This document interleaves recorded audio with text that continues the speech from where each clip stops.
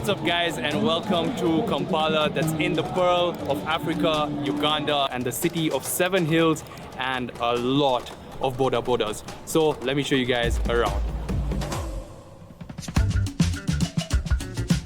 Welcome guys to Kampala, the capital city of Uganda. It took me a 15-hour bus ride all the way from Nairobi, Kenya to get here, and it was the most hectic 15 hours of my life. But hey, I guess that's what you get when you're trying to save money.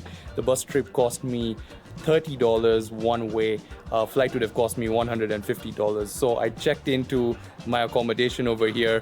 I knocked out, and it's currently midday right now, so I want to go out and start exploring what the city has to offer. But before we do that, I want to show you the accommodation. It costs $35 and I found it on an app called Tubayo. It's kind of like the East African version of Airbnb. So when you come in here, it's a container home, and right now it's a mess, but it's pretty straightforward. So you have a desk, a clean bed, and when you come around here, you have a clean shower and toilet.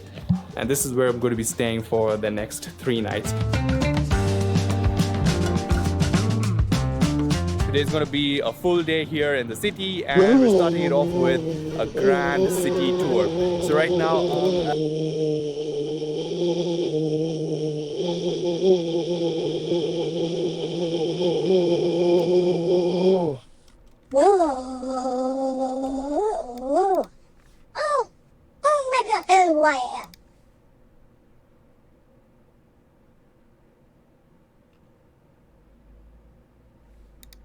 at the Independence Monument, and to get here, well, to get around in anywhere in Kampala, you have to use a boda boda, which means motorbike, because there's just so much traffic in the city and it's so chaotic. The motorbike scene here reminds me of Bangkok in Thailand. There's motorbikes everywhere. They're all zooming past each other and cutting each other like mad. I wouldn't recommend being on a bike, but you kind of have to, because if you want to save time getting around the city, then the only way you can do that is by being on a bike. This here is Twaha. He's going to be our guide for the city. Hey man, how's it going? Going on bike. In this city tour, we're going to go to a couple of different places, and we're starting off with exploring the different monuments here in the city. So right now we're in front of the Independence Monument, and as you can see over here, basically this is a human tied up in bandages, signifying the time of when they were under colonization. And then right up there is a kid who is emerging, showing that Uganda is now free. And the monument looks super cool.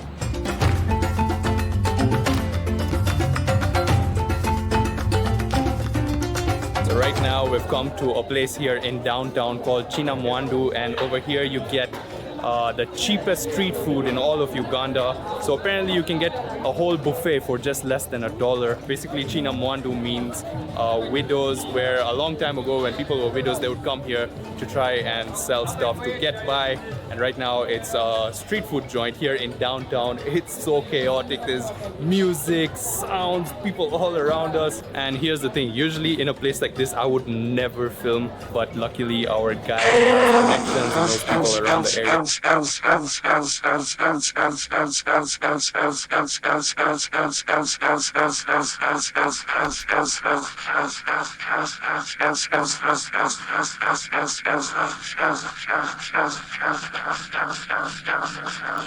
Yeah, so we're going to be trying out a local dish here called a Rolex. Basically, it's a number of chapatis, which is like flatbread, mixed with eggs, tomatoes, so a number of different vegetables. It has a lot of variations. Sometimes you can find one where there's one where they even put sausages, they ketchup. Oh wow, so basically beef, just mixing up everything. But the basic thing is eggs and chapati. Alright, let's try it out. We've just got our Rolex over here. Beautiful presentation in like these rolls. It's hot. I was not expecting a Rolex to be this good. It reminds me of one of the dishes we make at home. It's called pronta and egg, and it literally tastes the same. We are going to learn how to speak some Luganda, which is one of the languages spoken in Uganda. This here is Nabs, who's a food blogger and travel blogger. So how do you say thank you in Luganda? You can say wevale. Wewale. Wevale. Webale. Yeah. Webale. Okay, and then there was another word you were telling me. It was a really difficult one. Neanziza. Neanziza. Neya Mziza. Neya Mziza. Yeah. One of the best things about traveling is interacting with the local people. But the more that I've started traveling, I've found myself in situations like this. And that is why I want to tell you about the sponsor of today's video, which is LingoPie. This year onward, and now we're about to go even higher because we're going to go to the top of that. 272 stairs to the top. This minaret is about 45 meters high. We'll be having that best 360-degree view of Kampala city. Ooh. What? So we're gonna hike all the way up. Woo. Okay, I think about 12 floors up, and I need to catch my breath. This is going to be my 272nd step. Whew. We've made it at the top.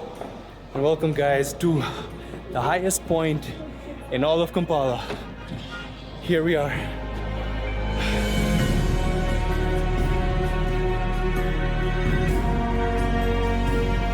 Wow.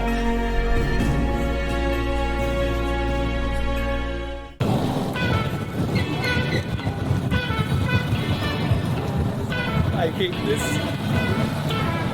That was insane. Enjoy. I don't know how comfortable I am with bikes here in Kampala. It's like the most questionable thing that you can do here. We have come to the king's palace. The king doesn't live here. He actually moved out of the palace. This palace was attacked in 1966 and a lot of blood was shed here. That's why the current king of Buganda does not live here.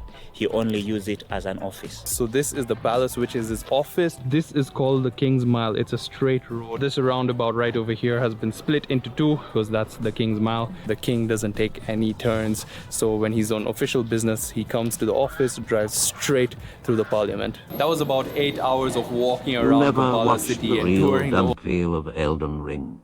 He made 2 Elden Ring videos. That's true, I did not. What the fuck was he saying here?